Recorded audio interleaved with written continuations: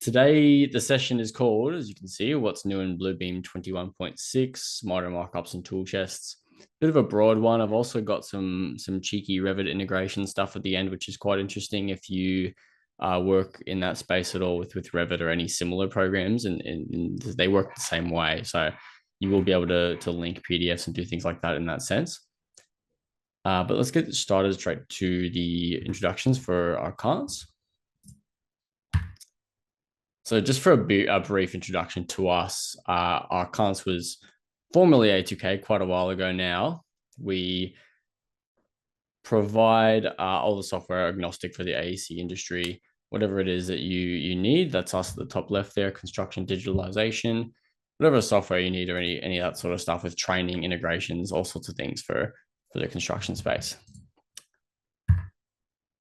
Our clients itself, so us in Australia in particular for Bluebeam, we are the only Sapphire partner for Bluebeam. So we provide a very high level of service around that area in the ANZ space. But yeah, just a very brief intro about that. For myself, I'm Alex. I've been with the company for a couple of years working on Bluebeam exclusively. So I should know a thing or two by now. We're going to get into it just starting with these new release notes. So three main things that have come out that are of interest, and we'll dive into the main two in detail. For the starters, markups on capture is a new feature that lets you mark up embedded images. I've got that there on the right, little preview. Essentially, any markup captures you have, site photos, even other parts of the plan. There's a lot of ways to use this, but you can embed them and actually mark up in that embedded space. It's a good way to save space on the screen itself. Tool chest enhancements. So a lot of these tools that they've introduced recently actually improve more so your ability to manage tool chests, which is actually an underutilized or underappreciated aspect. Things like being able to drag and drop multiple. You can select multiple tools in the tool chest and edit them all at once. If you wanted to change all of the line types for every tool in a toolbox, you can do that now. Even things like the layering, all that sort of stuff. So it's quite handy for managing those toolboxes. Finally, the support for 2026, Revit, AutoCAD, Navisworks, all those have come out now. We'll look a little bit at that at the end. I've got a couple of things there, like I mentioned, on the ability to kind of integrate between the two. So we'll go into the first topic, which is that markup capture. Again, a bit of a preview. This is just to show you what the outcome is. So you can see that markup with the capture. There's a few random bits of comments on a blank piece of paper. It's lets you mark up as you would any markup in Bluebeam within that sort of space. Swap over and start to actually do some in the program. There we go. There's my Revit. Not my Revit, my Bluebeam. Here we are. So within here, the first thing we'll see, I've got an example, again, just to show us what it looks like and what we're aiming for. This just generic markup here has that capture attached. You click on the capture icon and it brings up the photo that is attached to that markup. The pen is that new feature that we're looking at. It allows us to add comments, add things like that to it. So same with any markup, you just place the thing you want to talk about first. You can point to a space on the plan, tell Bluebeam, hey, like what's going on here? There's some rot detected or a problem in this space, whatever the problem may be, whatever the markup is about. Right click on that markup, then lets you go do capture. And you can do it from a camera or from like a file. For us, I've got a few preloaded images here. You can do a couple of different things. I'll just chuck one of these on. And you can see the capture is now attached to the markup. So onto the new bit, again, click on it, use that pen, allows us to edit it. Now this is a photo I took on site actually and measured these distances, but maybe I want to tidy that up a bit or I need notes for that. You can do pretty much anything you can in typical Bluebeam. You can even use your tool chests. So if you wanted to draw like a space or take a rough measurement, maybe not, a photo isn't exactly to scale, but you can still get a very rough idea from that if you know the distance of something. So even, most of those features, anything you wanted to draw in here, maybe just to replicate what's on there, you might want to use this as an as-built drawing. So I can just draw that between here and here to, well, not with that tool, the dimension tool. Markup and dimension, because that will allow us to type in whatever we want instead of measuring. That's 770. And maybe that's just a bit more clear for the old fellows in the office that need to read this stuff. We can increase that font size, very well lettered, it's a bit easier to see. But that's just a quick example. Once it's done, you can close it and just save it. That'll exit it back into the original space here. Click on the capture symbol again. It's much clearer than the example, what you can do. But there's other ways you can use this. It doesn't have to be just like a photo or a site photo. One thing is you can just go over to options like this. So this is an example of an RFI form. Sure, you can use your little typewriter to fill in, today's date, which you use 2606, blah, blah, blah.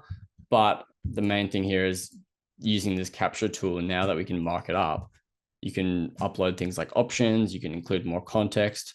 When I click on that capture there, I can actually bring up the photo or the part of the plan that I'm looking at. Again, with the edit tool, I can now go in there and add other stuff to it.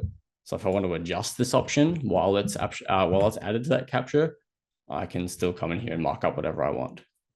Some electrical details. If I put on some power outlets, whatever from my toolbox, I can sort of do that. Just to adjust that option, and it's saved in its own little environment. Close it off, save it. Now that option's been sort of updated there in my RFI if I'm asking a question about each of these two types. So just another way to look at it. Finally, from this point of view, the next thing is the way we can use those as reports. So I've got another one here. There's a couple of pre-built examples. There's a rot issue with the roofing. You go look at the capture. Oh dear, big trouble in Little Chinatown. We can report on these things now because we've made the markups out of the capture like we did before. You can do that for as many as you want. There's only 2, but just to keep it simple. Using those markups, you can create those reports. So a PDF summary of what's happening within this page. So within these summaries, it's just going to create a report on the Bluebeam markups. It's grabbing the information from your markups list. We go to columns. We can turn on which column data. So the same as these here at the bottom. Turn on my little flash, little spotlight for a second, these columns here. So all this data in your markups list, every markup you place has that context, but we don't need everything. So we're going to turn off, the author. Maybe I don't really care. The date, sure. I'm not using statuses, layers, spaces, all these empty columns I won't need to see. And because it's just a report of this damages, there's no costing associated. So it's just very simple: subject, comments, date. Even colors a bit much. Cool. Filter. This lets us remove data from our report. So when we drop down the subject, we've got certain ones that we want to see, but maybe in this case, we just want to report on this page. So we could select, instead of all, just page 5, just the markups from this page, sorting them then by their subject or something else. So you can filter out which comments you're trying to see in this report. Output, finally, I like append and hyperlink to be on, and you'll see why. It's because you'll be able to select a markup because it's appended and attached to this PDF. Whenever you click on one of the report items, it'll actually take you to where that is happening on the plan itself. Cool, click OK, let that produce the report. And you can see there's only a couple of items, but it's still quite useful. The images are still included in this report, including any markups you've put on those captures. So you could have, put a dimension, put some comments on the image itself, but you're able to then click on this side of the report and it zooms in on where that markup is in the program or on the PDF. Cool. So to use the actual new part of that, if we need to detail something within this image, we can easily do that. You can see it converts that image to a PDF. It creates this whole view. So I can now expand upon that. We can zoom in on that bit of rot there, but any comments we want to put on, we can. As an example, so the same principles before, but just to finish that off there. Save that. That markup will appear in the report. Another thing I missed is particularly thumbnail size. If you're going to use this report, particularly for this type of thing where you want the photos to be visible, just increase that thumbnail to large and it'll be a bit bigger, a bit more obvious. Cool. I'll spit another one out just quickly without appending it, just so we can see that size change. Elevator music. Cool. So we've got the thumbnails on the left and the photos themselves, just a bit bigger in the report now, a bit more visible. You can still zoom in, but it reduces that quality quite a bit for the report itself. So keep it in mind, it's not going to be perfect. It's more of an indication for you to use the context and the plan clue as well. If you want to, again, the main thing is because it's appended and hyperlinked like this original one, if we go back here, if you select that markup, the full quality image is still embedded in there. So you can always go find that. Sweet. Tab over. A quick note as I go, if you do have any questions that pop up, I'll answer them at the end unless it's really relevant, but just start filling out that chat box so you don't forget any of your questions you've got. While I struggle to find my PowerPoint. Here we go. Now the advanced tool chest options is the next topic. So we're looking at these main dot points here. So selecting multiple tool chest items at once. I'll give you a quick introduction to the tool chest and how they work and how to make them for those that haven't seen them before. But the main thing is these new points. The second point, so comment persistence. What does it even mean? It's a bit confusing, so I'll clear that up. There's a new option called comment persistence. Tool chest columns as well, so that labels and layers are toggleable now. So it's a lot easier to change labels, change the layers. And the last part, labels that reference column data. This is a previous update, but it's more relevant now because it's easier to add and change. It adds a lot of functionality to your markups visually. Cool. Struggle my way back into Bluebeam. Cool. Alt tab. Tool chest items. Let's go. All right. For those that haven't seen it before, I'll just start with a brief introduction. I've got a couple of examples here that I'll show you. Basically, you can have two types of tool chests or tool items. The first one is a symbol or something similar, a scaled symbol. It places an item on the page, like a symbol. The second type is like a markup type. So all your typical markup tools, like your boxes, your dimensions, line types, polylines, anything that has a format, you can pre-save that format so that when you place it on the page, it remembers. So I can draw custom sizes here on custom draw, whatever I want. Enter, close that one off. Timber in the bathroom, always a bit uncomfortable. It's cool. There are two ways to use it though. So with these markup types, the ones that aren't symbols, these drawing types, if you double click on it in the tool chest here, you can see it changes from the drawing mode to the properties mode to its drawing mode. However it was created originally, will let you pre-save that exact type. So to show you what I'm talking about, if you start to create a tool chest, you pick the tool type you want.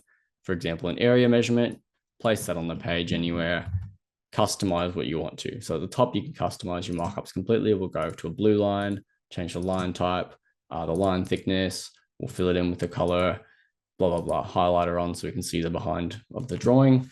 And that's how I want my tool. I want to use that all the time for a certain thing. You just right click on the tool you've made, add it to a tool chest, flooring areas, it's a whole new type of floor. And now it pops up in your tool chest here. You can change from this to symbol view, which is simpler, where you just see the symbols, but you can see with a lot of these, there's no way to even tell the difference. So change that over to detailed view and you can see all the text. You can double click on them to edit that name. So let's say this is just a new measurement for like a zoning or something. So just a zone one, zoom, there we go, zone one. Like I was saying, when you click on that, you can see it creates an identical copy by default. So that's that drawing mode, whereas you click it over, double click on it, and that symbol changes to properties mode where it becomes a tool again. That's the basics of all your tool chests and how they work. If you're ever making a new tool chest somewhere else to store them, you just go to tool chest at the top left, manage tool sets. The bottom left has a little plus symbol where you can add a new one. Title this webinar. Okay, save that to my trusty webinar folder on the desktop, like anything good is saved safely. That's cool. Okay. The bottom now has a new toolbox available with nothing in it yet. So the first thing, and it may seem like a small thing to those of you that haven't used tool chests before, but I can now select all of them at once. If I'm duplicating or creating a different type, maybe I need a tool chest that has just a few things from each of these. So I'm going to grab, 3 of those toolboxes. I can now select all of them at once. I want, just this bed, I can click and drag it into my null tool chest. And with these electrical symbols, I don't want these line types. I just want the symbols, so I can hold shift and left click and it'll select all of them in a row. I can now click and drag multiple toolboxes at once. So super handy when you're customizing and creating things like that, especially managing lots of content. Outside of that, the other thing you can do is customize some of the properties, especially with something like a call out. So this is more where the new stuff comes in. At the top here, under the tool chest dropdown, you have tool chest settings. This is brand new. When you click on that, it says comment persistence. Again, all markups. It's kind of not clear what this is. So I'll explain by showing you. If we leave it on no and click OK, if we place a call out, I'll make a new tool. This is going to be my issues call out. So there's an issue here. I can maybe just change it to a dash line because I like that better and a bit thicker. And the pointer I want to be like a dot. Let's just make that bigger. I made it smaller instead. Whoops. There we go. So that's how I want my issues to be highlighted. So I can include the issue in the middle of the circle and it's just very clear what I'm looking at. That's now my tool. I'm going to right click, add to tool chest webinar. It's newly available in my toolbox there. If I click on it and place it on the plan, it has that exact same shape because it's in drawing mode. So as you can see, it still has that text issue here. If I double click on that and it enters properties mode, when I draw it from that corner, it doesn't contain the text anymore. So I can type in a new comment where it might not be an issue. It might be a change this to something else, Very important comments we have today. Going back, so we'll reactivate it and we'll see what changes. So when we go to our settings, change this to all markups for comment persistence. All markups includes these callouts. So when I place it from drawing mode, the text maintains. So you can see issue here pops up again, instead of it being blank for me to type a new comment in. So it's just a way you can include like a standard comment, but it lets you draw it at any shape. I can, drag the call out, have it go to the top right, angle it however I want, but the text will pop up without me having to do that extra step. So a subtle difference, but a handy one. Turning off that comment persistence just means, you can put in a custom comment every time, but for those sort of things where you might just be doing the same thing over and over, if you're identifying like something missing as a safety inspection, you just want to click through and leave the same comment in a lot of different locations, it's really handy for that. So hey, hopefully that clears that up. Let's get rid of some of these. Clear some room on here. The next thing, so within here, the next part is the tool chest columns that are new. So I'll slow myself down. Tool chest at the top left, and then manage tool chest columns. The newest one is the layer column, is a brand new one, but you can also turn the other ones off if you want more room for the comments. That's just a handy thing if you're trying to get through and see the comments built into a toolbox. But for now, I'll turn the label and the layer column on, especially the search in is to be aware of. However you use your tool chest, you can search for stuff, and whether you search all the columns for the label or for the text drafter, that's up to you. So I'll add the new columns on and have them fully visible. So you can see the label and layer is now visible in the tool chest. The reason this is handy, you can see the label itself. So what that is, first of all, is if I place a markup from my toolbox here, click and drag, this top left frame is concrete. It's giving me a square meterage, but that text that says concrete is what the label is. The properties panel showing us everything that relates to this markup shows the label here as concrete. That's the text that prints at the top. So being able to edit lots of toolboxes at once, so I can hold left click, shift click all of them. Maybe I just want the label to be flooring instead of specific like that. For a certain reason, maybe I want to sort by flooring in the future, or search by flooring, something like that. It's more data I can use. That's what I've decided to do. So I can go to the properties panel while they're all selected and type in flooring. And then in the toolbox, it didn't change at all because I'm not smart. The main point really is you can double click on them. Sometimes it works, sometimes it doesn't. Let me see why it's not working for me. I can type in anything. So if I wanted to change the label of just this one, I can say flooring. If I want to do them all at once, maybe it'll let me do it this way. not quite. Live demos. It works beforehand, but as soon as you hit go, typically while you changed, you can see group annotation at the top. So because they're all selected, sometimes it works, but I guess not today. If you do need it, you can type in individually. All of these are still fairly easy to do while the label column's up. The part of labels I wanted to pay particular attention to is the ability to grab it from the markups list. So any other thing you want to include in the label, you actually can, something like a cost, for example. So I have a custom column that's producing the cost in the background, but it's in my markups list and it's hard to find that information. So rather than actually going through and digging through the markups list to find that, we'll add it to the label. And so it's easy to do here now. I see what I did. I'm just blind because I changed the subject, not the label.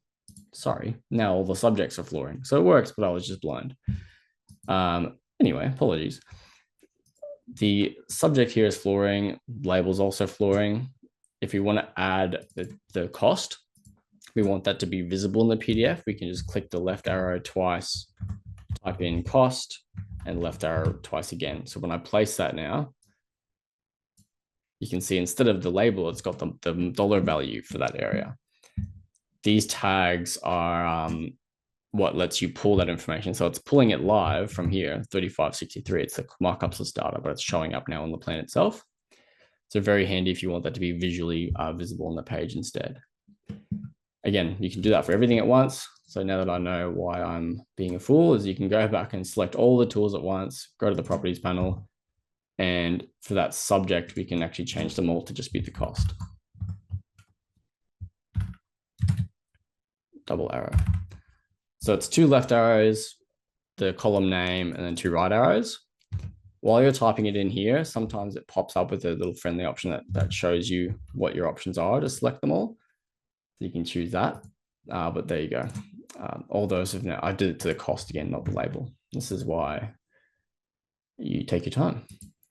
Ooh. There we go. Well, that's all there is to it pretty much anyway. Aside from making a few little mistakes, we got there in the end. You can see the main point. Yeah, you can get your dollar signs out, adjusting all those labels at the same time together. Keep in mind, if you have another markup type in there, it won't let you change the properties. So if you're grabbing only these area measurements all at once, you can see every tool I have selected is an area measurement. When I go to my properties panel, more properties are available to change. So more things that relate specifically to areas can change. Whereas if you group in too many different types of markups at once, you won't be able to change all the relevant things. Cool. So that's the majority of our tool chest customization options they've added. So there's a couple of useful features in there, and a lot of them will hopefully save you a lot of time, particularly the top ones. Selecting multiple at once lets you change a lot of things instead of having to go through and click individually and do a lot of changes manually like that. You can do them at once. Cool. And the last point, the labels referencing the column data is quite helpful. The last thing, I didn't mention layers, but for those of you that haven't seen layers, we'll go back and give you a quick look. Essentially, it just lets you include that context. So if I choose this to be on a flooring layer or an estimation layer, if I type that into the layers panel, it now pops up. When I place this tool chest item on the bottom of this plan here in the middle, only this markup that I've just placed will have that layer associated. So when I go to my layers panel and turn the estimation layer off and on, that markup that's associated now will disappear with the layer itself. So you can combine a lot of things. If you have a lot of stuff going on a page, building those layers into your tool chests just means that you don't have to sort of fiddle with it later. You can just toggle stuff off and on so it's more clear what you're looking at. That's sweet. That was the last point on that. The last thing today is probably the most interesting. I hit escape one too many times. A whoopsie daisy. Go back in. The last thing is integrating to Revit. So this is an interesting one with markup changes in Bluebeam, especially now that it's integratable to Revit 2026. People without licenses can contribute to the model as a source of truth. So that's through Bluebeam. If what we're going to do essentially is link the PDF to the Revit file, And then if a manager or someone that doesn't quite need to be, in the model itself or need a full-on Revit license, they can make some comments. They can do things like that in the PDF, and it's linked so it's visible. So the external parties can also provide drawings, like a plumber or an external a contractor or something like that can provide a change in PDF form, and you can load that into your model so it's visible to those people working within Revit itself. It also helps you deconflict changes in a PDF with the Revit model as well. So I'll pop over into Revit 2026. We've got our drawing here. You can see there's nothing quite interesting going on yet. I will go back and go to this one that I've pre-made. So this is a link that already exists to show you how it works, and then we'll show about how you set it up. So at the moment, there is a PDF in the background here that's pinned. You can see the pin, a linked PDF, and the markup is visible right there. It hasn't synced everything yet because I haven't saved it in Bluebeam. So if we go back to the actual PDF that's linked, we can sort of scroll out. And if we want to just leave all these changes we've done, we need to just save that. We'll close it just so we don't cause any dramas. Sync it, go back in. Since the last time, will be visible in that linked PDF as well. So I'll give it a second to load. As I was saying, so you can see within Revit, the changes made in Bluebeam are now visible. So how we set that up is the next thing. I'll open up another drawing and recreate what we've got here on the next set of plans. We'll do this for the ceiling plan. So on the sheets here, I'll find ground floor electrical ceiling plan or RCP. You can do this two ways. So you can either reduce what's on the page and just use the PDF, or you just play a bit around with Revit to get that background visible. So the first thing is we'll just create the link. So insert at the top of Revit and link PDF. Once you've clicked on that, you can choose the PDF we're working on. It's a renovation file. And I'll select my RCP here and click OK. Give it a sec. It'll load up. It'll pop up with the options. So obviously it'll have multiple pages, which we just selected. I've made a mistake and I'll show you what that is.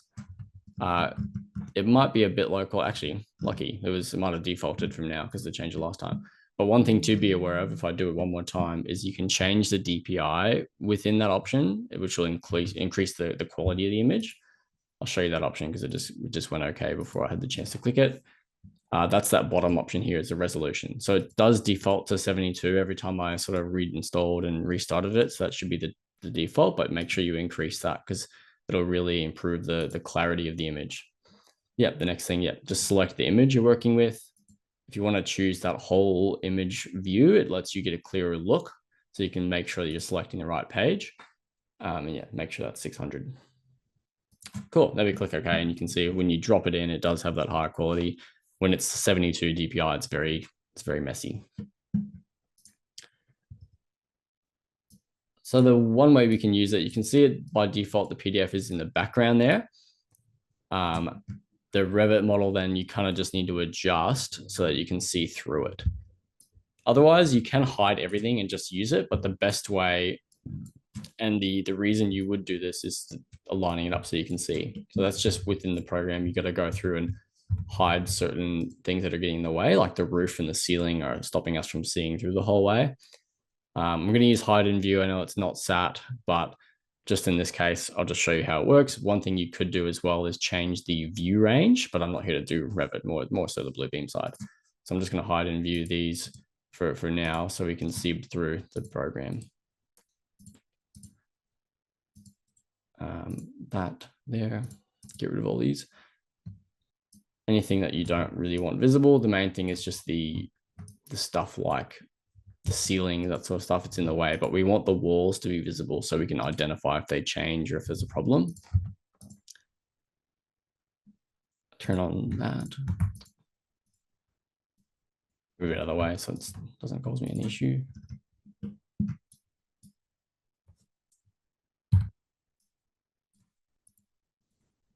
Cool.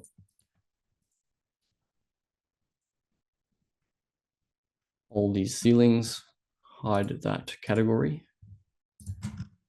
That's done it for us. Can we see through it yet? Cool. So now that we've hidden all, or, hidden is not the best way to do it. Use your view range, all that sort of stuff, and your templates. But now that it is hidden, you can see you can line up your PDF with the actual plan itself so that your ceiling and your walls are identifiable. So this helps in the case that the PDF doesn't align with the plan in any way. So now that the PDF is lined up, we can make changes. We can add the ceiling information in the PDF and it'll pop up as a change. But if the plan changes or the program is incorrect or the model doesn't align with the PDF anymore, you'll be able to identify that. So see if I move something and give it a sec, you can see that obviously it's misaligned the whole project because it's constraints, but anything that's incorrect will show up. Give it a sec. If we go back to the other example I made before, you can see the same thing happens here because there's changes to the models happening. It'll update and show you where that problem's occurring. A good clear example would be if I double click and change this doorway. If I move the door somewhere else, the door in the PDF is still there, whereas the model door is over here. There are other ways we can improve that clarity. So if you want it to be more obvious that a change is made, you can make the PDF below it red. So if something is moved, it'll change as well. I'll show you that now. Now that we've made that link, we go back into Bluebeam and do an update one more time. So we'll open the PDF that's linked, which is this renovation document. I'm going to get rid of all these because I don't want to see them anymore. But what I'll do is just grab a copy paste and paste it back on the exact same way. So this is the first thing. If you want to be able to see the changes, so the PDF doesn't align with the plan anymore, this is what we're going to do is just cut that back out and paste in place. So we've got a screenshot that is in the exact same location, and we'll color process that to be red. So to show that one more time, just right click on our new markup, which is a screenshot. You can then choose color process from here as well. Sometimes change colors used to be here. There you go, change colors. It's another way to find it. Change that to colorize red and just click OK. So it changes it to that hue. The other thing we can do, so that page is now sorted. We'll see what that looks like in a second.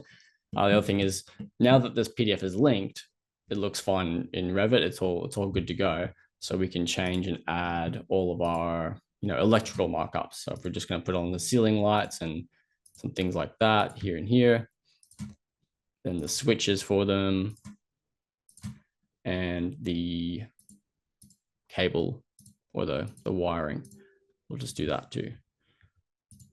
Cool. I think this is a great job we've done. Happy. That's my RCP done. This way a consultant can do this in Bluebeam. Anyone else can do all these markups in Bluebeam and it looks very good. Now I can just save this file. Not that. Bluebeam, please. You can save this PDF, close it off, and then just resync it into Revit. So those changes will pop up here. This room will have the ceiling lights attached, and the other plan will have those markups missing, and then the red will be able to be more clear when something changes. Cool. Save and reload.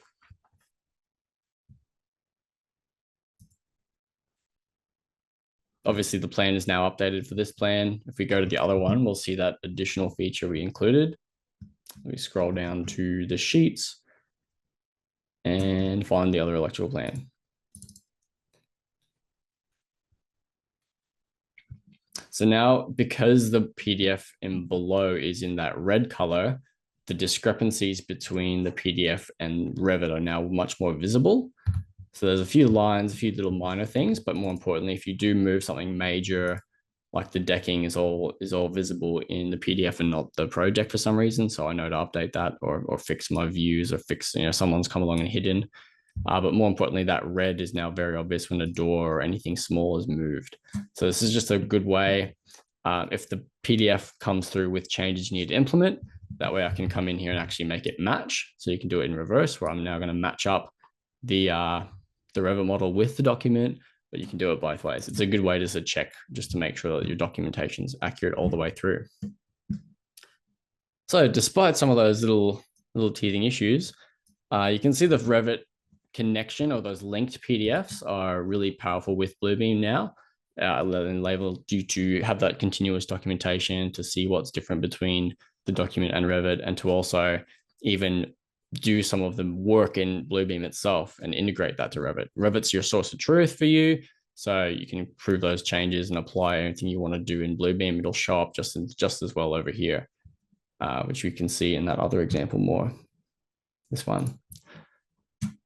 So we can use Bluebeam's super easy tools to draw in some of these details, and anyone in the company can change that PDF. It'll update here, so they don't need to be don't need to have a Revit license if they're doing this basic sort of thing. Yeah, so that's hopefully a clear example of why that is as a useful tool and how they can integrate. Hopefully it'll give you a bit of something you can give it a go, and hopefully it'll work for you. The other features we saw are some of those new things with tool chest management. So being able to change a lot of things at once just reduces the tedium of having to go through and make those edits. So sweet, thanks for sticking with me despite the dropping out and being a bit quieter here and there, and whatever the issues we had, we got there. Appreciate you. The recording will look much nicer if you ever want to go back and review any of this. We'll cut out all the funny business so it looks perfect. From here, the last thing is just any questions. So I'll go back to my little slideshow and pause for a moment. Use that Zoom Q&A function to just chuck in anything you want to discuss. But the recording will be available there at our ANZ YouTube channel. So feel free to check that out if you need to in the future, just to see what how it was done, or what if you give it a go yourself, something's not working, just review the recording and see what's different. But thanks very much. I'll pause for a moment, stick around, feel free to ask anything, but appreciate your attention. Really hope that was valuable to you. So David, with the integrations, why is it only available 2026? It's not only available. It's a good question. Sorry if that was unclear on my end. The main thing here, Autodesk 2026 plugins, that's just in the new release. So 2026 is it wasn't available until now because Bluebeam hadn't caught up with the newest version of Revit yet. But that PDF link is available in many of the previous versions. So yeah, I'm confident you'll have that same functionality in 25, 4, 23, because those link PDFs have been around for a while. It's more so the Bluebeam end as well. Having the tool chest available and all that sort of stuff lets you do those markups like the electrical overlay easily in the PDF environment. The Revit link is just how you get it in there, and the color changes are just some tips for how to communicate those differences. So it is available in other versions of Revit. Sorry, that was maybe just unclear. It's just newly available in 2026. Sweet, thanks for the question. With the tool chest, can you create dynamic stamps? You can, when you talk about stamps, I'll just clarify that in terms of the definition here, what we're talking about. A stamp typically being from the stamps tool. Just as an example, I've got a blank stamp here. Hopefully that's working now. Just let me know if you can see Bluebeam again. What I'm talking about is the stamp itself. It's just a grouped markup. So if we ungroup it, you can see you've got the text situation. That's what's going to contain the status data. But when we right click and group these together, we get like one markup we can save. So because they're together, they'll stick together. We can add that to a tool chest, My Tools. Again, I've created it for a second time. Now it's selectable. The second thing you need is a stamp. So for it to be dynamic, when you're talking about statuses, we can manage the statuses at the bottom and create a new set. So a new status model will be, for example, stamp options. And we just create the states we want. So we'll say the first one, when we're clicking add here, we add a state called in review or for review, something like that. And then the text is where we can make it dynamic, because the text will show what appears in the actual markup. So copying that text into here and just using the same in review will change the actual stamp on the page. You can also include a color change to something like orange, showing that state. Add another one just to show it change is complete. So that's the name of the state. The text will also show it as complete, so it shows up on the stamp itself. And then the color we can change to green because that's nice and final. So that blank option there, you can see it's got nothing in it. You can include all the stamp context you want. But when you change the status of that by right-clicking set status and using this in review first, it changes the text within your stamp as well as the color. So that's just a way that using the statuses itself will update the actual stamp you've created, but also will contain the context down here in review within the statuses column. Using these stamps, you can place that on every page of a PDF. In this architectural set, just as another example, we can use that exact same stamp system. When it's blank, it's very obvious that it needs a state, which is why I use that blank text. So you can place your stamp at the bottom here. We'll select that and apply to all pages.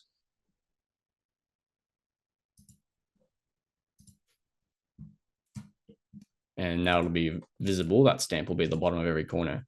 So as we go, when the status does change for this page in the project, we can set that status here. That's now, the states haven't followed me across. Good point. The statuses obviously don't follow you between PDFs until you make it happen. So there's different ways to do that. You can take a page and insert it and remove it from a document. So we'll just copy this page, for example, go over to our new document that we're working on. We need those statuses in this document as well. So when you paste the page in, this is the manual way to do it, but those statuses are now available in my statuses column. So stamp options is now in the new PDF, and then we can just delete that page that we added. And now the statuses from that first document are in this new document. Now I can go ahead and go back to this blank stamp on these new pages, do the exact same thing I did. So right click, set statuses. I brought the statuses over from the previous document. I can change it to in review and it applies it here. That way you can go through, you can see whenever there's not a state, it's just blank. It's very obvious. When you change a state, it changes to in review at the bottom. Again, this is just an example. You can include as much context as you want. You can change that to include the date. You can include all sorts of other things. It's just a matter of selecting them, grouping them together to make it appear how you want it to appear. There you go. Bit of a long-winded question. Sorry about the screen share again. Alrighty, that'll do us. I'll close it off. Thanks again. Appreciate your time. See you later.